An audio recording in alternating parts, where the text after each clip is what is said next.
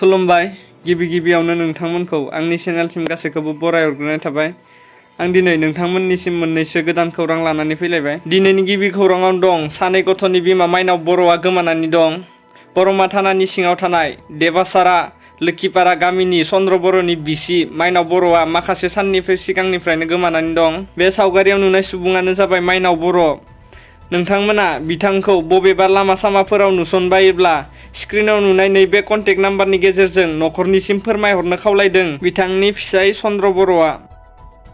नैथि खौराङाव दं करिमगन्ज पुलिसआ थांनाय रबिबारखालि जलापुर ओनसोलाव फेग्रा मुवानि बेरेखा अपारेसन खालामदोंमोन, जेराव 1 लाख याबा टेब्लेटजों लोगोसे गंसे गारिखौ जब्द एबा सिज खालामो आरो 3 सुबुंखौ हमनो हायो। बे खौरांखौ आसामनि गाहाय मन्त्रि हेमन्त बिश्व शर्माया ससियेल मिडियानि गेजेरजों फोरमायना होदों आरो लोगोसेनो गाहाय मन्त्रि हेमन्त बिश्व शर्माया बे खामानिनि थाखाय आसाम पुलिसखौ साबायखर बावहरदों।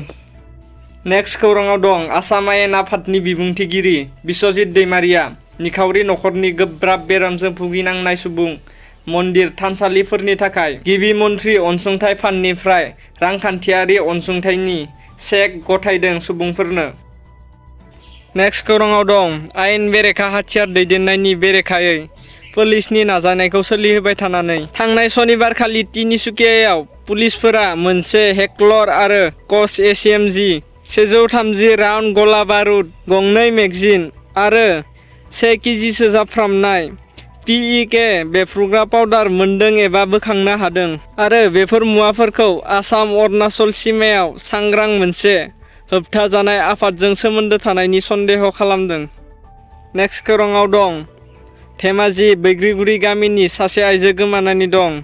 धेमाजि जिल्ला दिपा बैग्रिगुरि गामिनि दैमालु बर'नि बिसि सनाथि बर'आ गावनि आंगो फिसाय आरो 2 गथ'खौ गारनानै थांनाय 13 आगस्ट खालाराव क'क्राझाराव गावनि नखरनि सुबुंनाव आलासि जानो होननानै थांनायानो दाबो नखरसिम सहैयाखै होननानै फोरमायदों आरो नखरनि सुबुंफोरा बबेयावबा दंब्ला थाबैनो फैफिननो थाखाय खावलायदों। आरो सोरबाफोर सनाथि बर'खौ बहाबाफोर नुयोब्ला नैबे स्क्रिनाव नुनाय जानबुं नाम्बाराव खौरां होनो थाखाय नखरनि सुबुङा बयनिसिमबो आरज गाबदों आरो खावलायदों।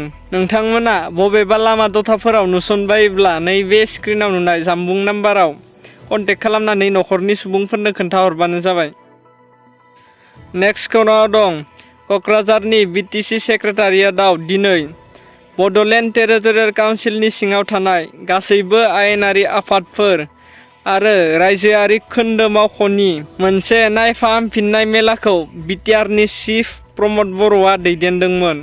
Bodoland tourism development corporation limited, Bodoland trade and industries development corporation limited, Bodoland infrastructure finance authority आरो बड'लेण्ड केन्सार केयार ट्रास्टनि खामानिफोरखौ नायबिजिरदोंमोन आरो आफादफोरजों लाजानाय गुबुन गुबुन हाबाफारिनि खौरांफोरखौ लादोंमोन बिटिआरनि चिफ प्रमद बर'आ। बे मेला एबा मिटिंआव सोमोन्दो गोनां आफादफोरनि गोजौ थाखोनि मावख'गिरि आरो बिटिआर सोरखारनि मावख'गिरिफोरा बाहागो लादोंमोन।